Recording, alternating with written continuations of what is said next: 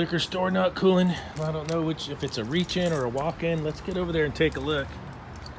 And I'll take you guys over there. It's really close to the house here. We'll jump over there. Slip in here. The old slippy. That's the unit I fixed at nighttime that one time. And the other one giving them grief is this one over here for the drink cooler. The old drink lineup. I'll have to show you the thermostat's kind of funny. Yeah, this moves. Let's go, newer condensing unit. Let's take this off there too. So the customer said it iced up, they de-iced it, so we're thinking it's low on charge. Alright, so it's easiest just to fold the cover over to the front. Look at this old unit.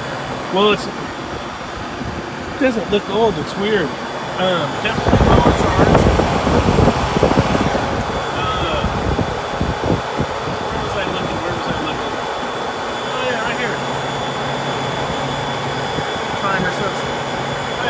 What refrigerant's in this thing, it's not labeled.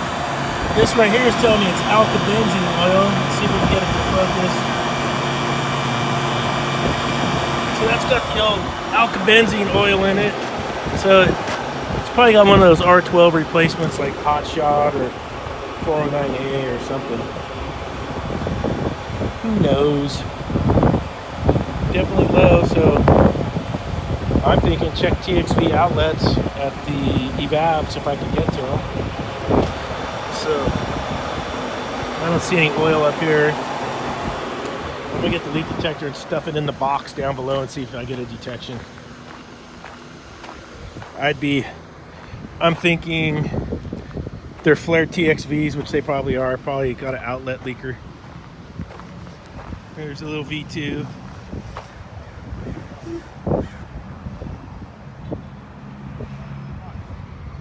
Down there. 2, 3, 4, 5, 6 door lineup, 2 coils. The one coil up there. There's a little gap and then another coil right there. And then old school thermostat. Look at this old Ranco thermostat. And that's operating a solenoid valve, it looks like. And then this is the condensate drains going into a sump pump and then pumping out. Funky monkey. Let's get this sniffing.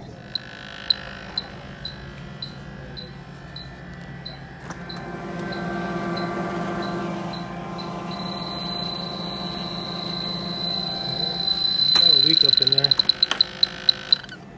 So here comes the fun part. So the customer's going to, it's like 4:30 today, somewhere's in there. The customer's going to empty that thing out tomorrow. That's what they want to do.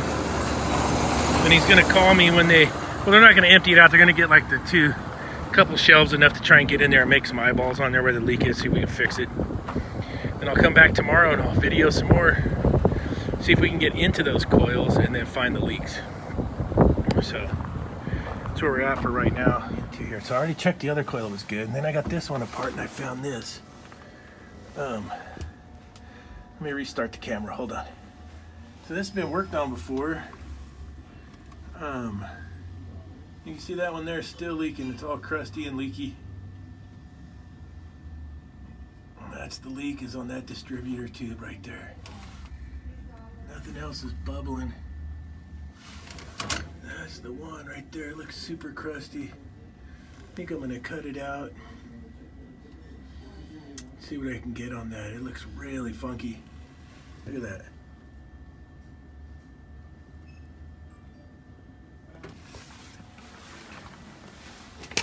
Here's the piece I cut out. That was leaking.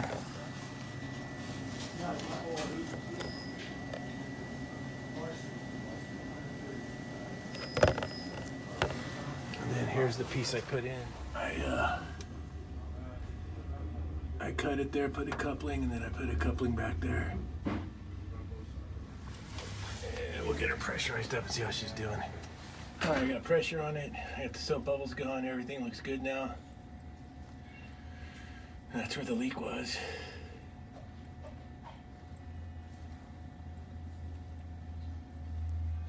So we're in good shape. So the more I look at this, I'll let you guys look at it too. It almost has like a yellowy paste on there that almost looks like spray foam. And I'm wondering if I've never worked with that stop leak stuff. Maybe some of you guys have. Do you think that could be the stop leak coming out of that thing? I'm just curious. Someone else welded it up and it leaked. And then all this yellowy goo is right where the leak is at. See that? I'm wondering if that's that, if that could be that stop leak stuff. Just curious. Leave a comment. Let me know what you think. I honestly have no idea. But she's all fixed up and running. I spared you all the rest of the video because it's been raining out here. And it was a bunch of work. So I spared you guys that. I'm going to put my rain suit away. I'm in my rain suit. I'm going to put that away and then like, subscribe, and we'll check you on the next one.